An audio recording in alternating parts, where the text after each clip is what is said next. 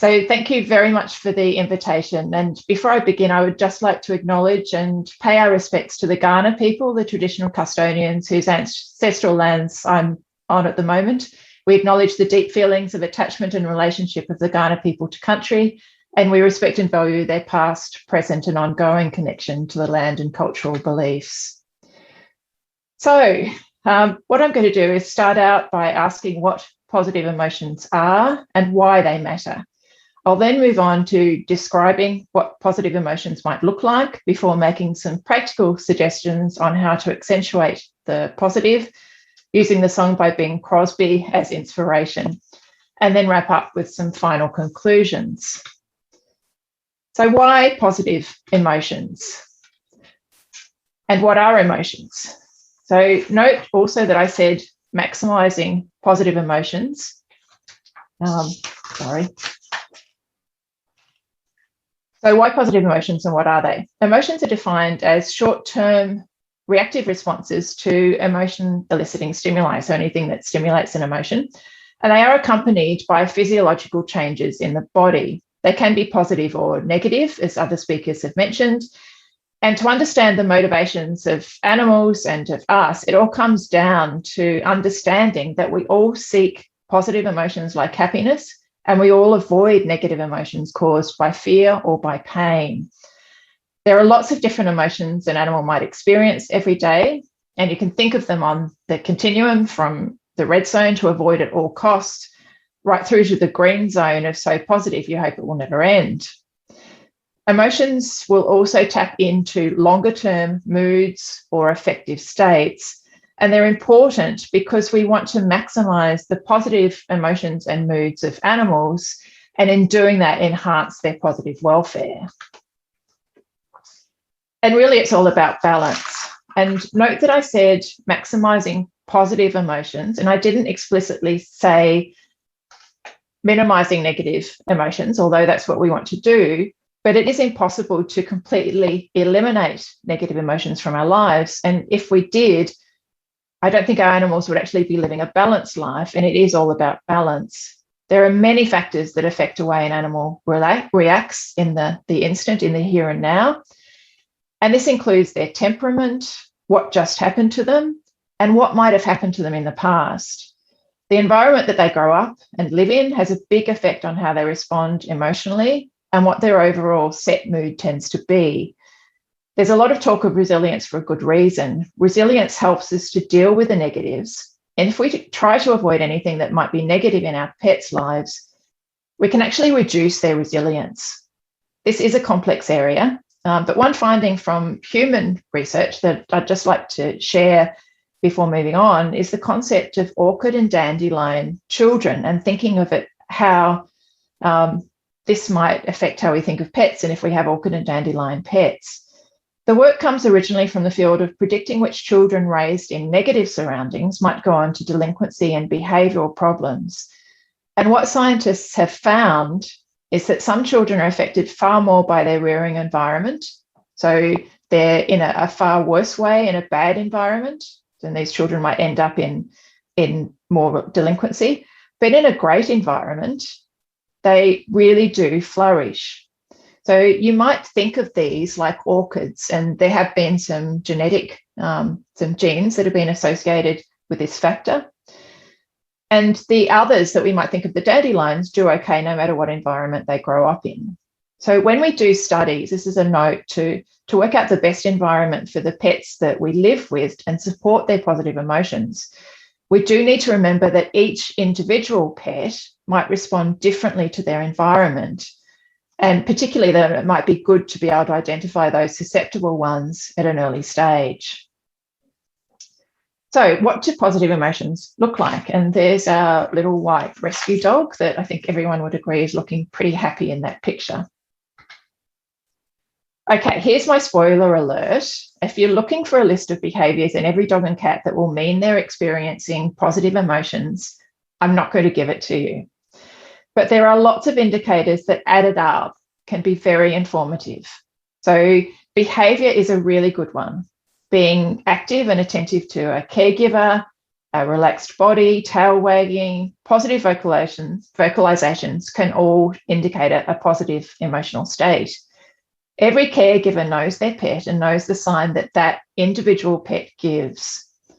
And actually, all people, whether a pet owner or not, are pretty good at picking up which vocalizations show positive emotions like excitement and play, and which are negative like separation and distress. In dogs, lip licking can be either positive or negative. It really depends on all of the other signs that dog is giving and also the context. A shake-off is a positive behaviour in a dog. You can see a lovely image of a dog doing a shake-off there. In fact, when I look for an image of shake-off, all of the dogs are in a positive context, like water and ball. Who wouldn't be happy with that? Physiology can also be an indicator, but probably more so for research situations than somebody with their pet at home. Measures like cortisol and heart rate can increase in both positive and negative states, so they're not indicators on their own. Heart rate variability, which includes sympathetic and parasympathetic tone, can be a better indicator, but it's not a measure that regular pet owners could use, at least yet. So in exploring this topic a little bit more, I've got over 200 first-year students at the moment I'm teaching, and I asked them, how do you know your pet is happy? So you can see on the left there some responses from the students about if they had a dog, and you can see coming up tail, wagging, and then individual things that dogs might do. So zoomies, their eye, how they greet, whether they jump. On the right, you can see the responses for the cats, and it's not that cats don't lead a rich emotional life that I know you all know, but there weren't quite as many responses with cats, and you can see purring, happy, tummy rubs, their tail being upright. So students knew when their pet was happy. The other thing that we can look at that can be even more informative than body language is how they're behaving. So what they're actually doing during the day. And sleep, I believe, is one of the most underestimated positive behaviours of our pets. They need a lot of sleep, and if they don't get resting sleep, they're not going to be in as positive a mood. So you can think yourself, when you've had a really lousy night's sleep and you get up in the morning, you can be really grumpy. Sometimes sleeping can be limited in animals by their temperament.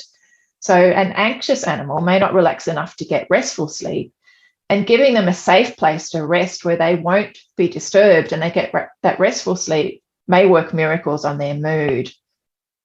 Unfortunately, as well, humans have bred animals with deformities such as squashed-in faces, and brachycephalic animals will also have trouble sleeping because they need to be able to sit up more to be able to breathe. Favourite behaviours are also really good indicators. And again, I think as pet owners, we know the things that our pets really love to do.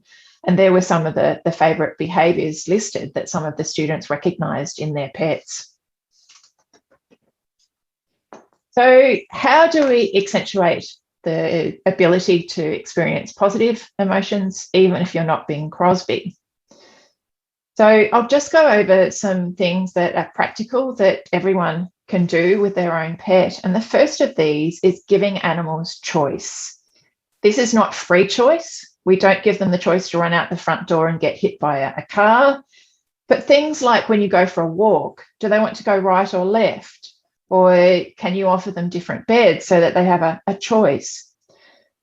Remember as well that it's their preference and not our preference. So if we offer 2 treats but they don't like either of them, it's really not much of a choice. Dogs or cats that are frustrated by a lack of choice or control over their world may show frustration behaviours such as aggression and being more reactive. When training our animals, rather than thinking they either do what we ask them or they're wrong, so it's a right or a wrong choice, we can give them more choice about what they actually would like to do. And getting petted is a good example, where we as humans think all pets will love us just as much as we love them, and they all want to be petted by us. But even our beloved pets don't always want to be petted. And doing a simple consent test, like petting your dog, then stopping and seeing if they lean into you for another pet or not, and if they don't, you don't continue petting them, can be incredibly informative. If they don't want another pet, then leave them alone. The more choice we give our animals, the more we develop their self-confidence, their resilience, and their positive emotions and mood. The second is providing seeking opportunities. So while the neuroscience of emotions is very complicated, a neuroscientist called Jacques Panksepp came up with a list of basic emotions he believes animals experience, and seeking is a big one. So in dogs, we can give them, and cats, we can give them seeking opportunities, so getting them to find different scents, and even something as simple as throwing out a few treats and saying to them, find them. Animals love it. Walking and allowing pets to sniff is one of the best enrichments that we can give them. And actually doing some research at the moment, there are cats as well that really enjoy going out on a lead and going for a walk. A lack of activation of this seeking system in the brain is related to depression. So activate it and promote those positive emotions. Play is another big one. It's actually hard to nail down to a scientific definition, but a simple operational one is that play that is anything that an animal perceives as being fun. So it can be social. You can see that the dog there playing with a person, or they can play with another animal, another dog, or another species like a dog and a cat, they can play. Or it can be with objects. So you can see the cat there playing with an object. So shelters, rather than isolating dogs, are increasingly using the ability to go out and play together, carefully managed, as fantastic enrichment for those dogs in the shelter. When using toys, it's important to remember to rotate them, because if you don't, they can stay there and the animal will just ignore them after a while. Whereas if you take them away and bring them back, they will start playing with them again. And knowing their favourite things, finally. So each individual animal has their own special likes and dislikes, and things like sleep, toy, walks, and displaying a favourite behaviour is a great way to check in with your pet's mood. So hoping to be able to go back to this wonderful park in Victoria again soon when our borders open. But you can see there our two dogs. So the 10-year-old Labrador is doing his favourite thing in the whole world. He's got his nose deep down in the grass smelling. And the little white rescue, I think, has just spotted a galah just a little bit away. She's slightly bird obsessed and she is in a very happy place. So wrapping up with some final conclusions. So we do need to accentuate the positives and giving pets the opportunities I've listed, and there will be many more, but things like choice, activating their seeking system, sleep, play, favourite behaviours, but also recognising that negatives are part of everyday life and enabling our pets to deal with them can help us to promote a good life for animals. I'd just like to finish with a quote from a wonderful book called Dog is Love by Clive Wynne. You can replace the word dog here for cat or for any of our other companion animals. In loving dogs as they love us, we tap into and reinforce our best, most altruistic selves. There is an honour and decency in this selflessness, and our relationships with dogs and humans alike are elevated as we practice it. And what we want really is an enhancement of this human-animal bond. So I'd like to greatly thank Companion Animals New Zealand, my first-year students for their responses to the survey, and our fantastic animal behaviour, welfare and anthrozoology research group here. Thank you very much.